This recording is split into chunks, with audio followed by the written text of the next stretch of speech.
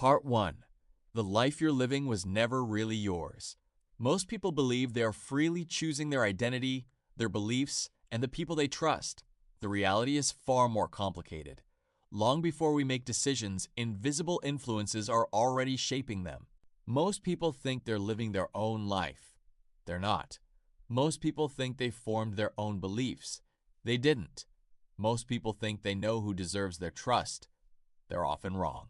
The uncomfortable truth is that much of what we call choice is influenced by forces we rarely notice. Our identity, our beliefs, our trust, all shaped by influences operating beneath awareness. But recognizing those influences isn't a reason to become cynical. It's a reason to become conscious. Because the more aware we become of what's shaping us, the more freedom we actually have.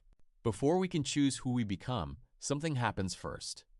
We are shaped by family, culture, media, school, religion, social expectations. The messages we hear repeatedly become the assumptions we stop questioning. What success looks like, what love looks like, what beauty looks like, what kind of person deserves respect. Many of these beliefs feel personal, yet we inherited them long before we examined them. That doesn't mean they're wrong. It means they may not be entirely ours. The first step toward freedom isn't rejecting every influence. It's becoming aware of which influences are shaping us. Because a life lived unconsciously is often a life lived according to someone else's script. Part 2. The most confident person is often the most deceptive. Once our beliefs begin forming, another question appears. Who do we listen to? Most people assume they follow evidence. But confidence is persuasive. Certainty is persuasive. Charisma is persuasive.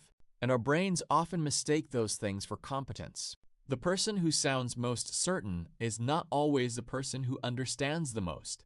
In fact, people who understand complexity often speak with more caution because they recognize uncertainty. Yet certainty attracts attention. Certainty creates authority, and authority creates influence. This is why some of the loudest voices become the most trusted voices. Not because they're right, because they're convincing. Learning to think for yourself requires the courage to question confidence, including your own, because certainty and truth are not the same thing. Part 3. Some of the most dangerous people are the easiest to trust. Dedication, Nolan Wells, Carmelo Anthony, Tamla Horsford. And once someone influences our thinking, trust often follows. We like to believe trust is earned. Often it isn't. Trust is frequently given to people who feel familiar, people who belong to our group, people who make us comfortable, people who tell us what we want to hear. The danger is that familiarity is not character, comfort is not integrity, and confidence is not trustworthiness. Some of the most damaging decisions in history began because people stopped evaluating the people they trusted. Trust should never be based solely on appearances or status or charisma.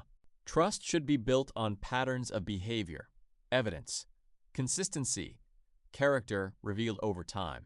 None of this means becoming suspicious of everyone. It doesn't mean becoming cynical. It means becoming aware, because awareness gives us something powerful. Choice. We may not have chosen many of the influences that shaped us, but we can choose which ones continue shaping us. We can question inherited beliefs. We can examine persuasive voices. We can be more thoughtful about where we place our trust.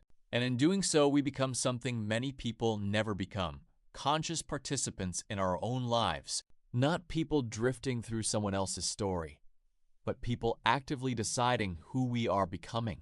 Remember, the people you choose to keep in your life can literally become the difference between life and death.